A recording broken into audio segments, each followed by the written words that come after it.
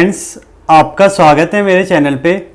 तो आज मैं आपके साथ शेयर करने आया हूँ CSR नेट 2022 केमिकल साइंस की एक्सपेक्टेड कट ऑफ।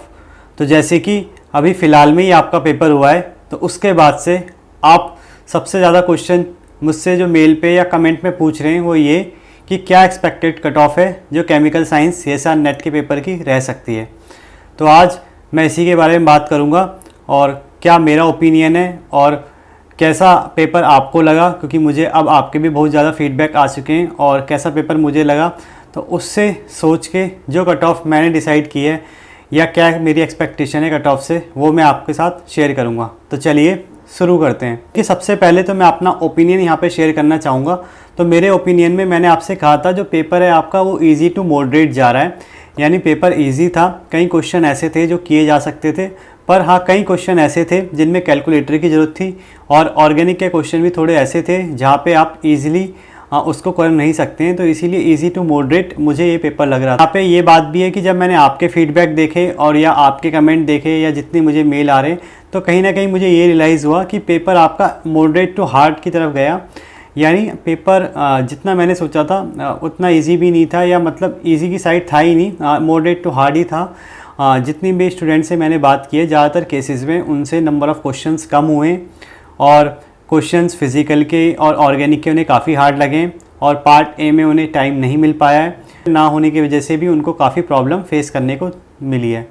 तो यानी हम कह सकते हैं जो आपका पेपर है as a student point of view paper आपका मॉडरेट टू हार्ड ही था। अब सेकंड, अगर पार्ट ए की बात मैं करूं तो पार्ट ए ज़्यादातर केसेस में हार्ड ही पाया गया है। तो मेरे को लगता है कि पार्ट ए हार्ड ही था। अगर आपके 5 क्वेश्चन इसमें हो गए तो काफ़ी एक एवरेज क्वेश्चन है, अच्छे क्वेश्चन है। और पार्ट बी आपका इजी था, 20 से 25 क्वेश्चन हर बच्चा कर पा रहा था, या 20 क्वेश्चन ऐसे थे जो बिल्कुल हर बच्चे को लग रहा था कि उनको आते हैं और उन्होंने ईजिली उस पर आंसर लगा भी दिए। पार्ट सी में आप ये कह सकते हैं कि 25 क्वेश्चन थे, 15 क्वेश्चन ऐसे थे जहाँ पे आप मतलब हिम्मत दिखा के क्वेश्चन कर सकते हैं, या मतलब ऐसा हो सकता है कि आपको आते हैं कहीं ना कहीं या आपने कुछ ना कुछ लगाया है। पर हाँ 10 क्वेश्चन में आपको डिफ़िकल्टी हुई है। तो ये एक ओवरऑल एनालिसिस था। अब मैं बात करूं कट ऑफ की, तो देखिए आप देखेंगे 2020 में जब पेपर हुआ था लास्ट टाइम तो वो काफ़ी हार्ड था और उसकी जो कट ऑफ थी वो आपकी 101 के करीब आई थी। तो वो जो पेपर था उसमें ये चीज़ थी कि टाइमिंग का इशू तो नहीं था, पर क्वेश्चन ही ऐसे सेट किए गए थे कि हर किसी से इतना इजी हो नहीं पा रहे थे। और उसके बाद जब सेकंड पेपर हुआ 2022 में ही, अभी रिसेंटली फरवरी में, तो उसमें ये देखा गया कि कैलकुलेटर तो था पर पता नहीं चला कैलकुलेटर का, और कंप्यूटर एरर बहुत ज़्यादा थी। मतलब कंप्यूटर प्रॉब्लम भी कई लोगों को आई कि किसी का सिस्टम सही से चल नहीं रहा था। और साथ में ये भी था कि कैलकुलेटिव पार्ट्स ज़्यादा था फिज़िकल का, तो इसीलिए जो उसकी कट ऑफ थी वो थोड़ी ऊपर थी उससे, पर इतनी ज़्यादा भी नहीं थी कि इसे इजी कहा जाए। तो यानी 105 का आपका कट ऑफ आया था। ये मतलब इतना हार्ड है कि आप ये 2020 के पेपर को बीट कर देता है, और ना ही ये इतना इजी है कि आप जो लास्ट रिसेंटली पेपर हुआ है 2021 का उससे आगे सी कट ऑफ आ जाए। तो इसीलिए मुझे लगता है ये दोनों के मिड में आप इस पेपर को ले सकते हैं। यहाँ पे कैलकुलेटर नहीं था तो आप बीच में रखेंगे इसको, और इतना हार्ड भी नहीं था तो इसीलिए आप इसको 2020 से भी बीच में रखेंगे, मतलब ऊपर रखेंगे।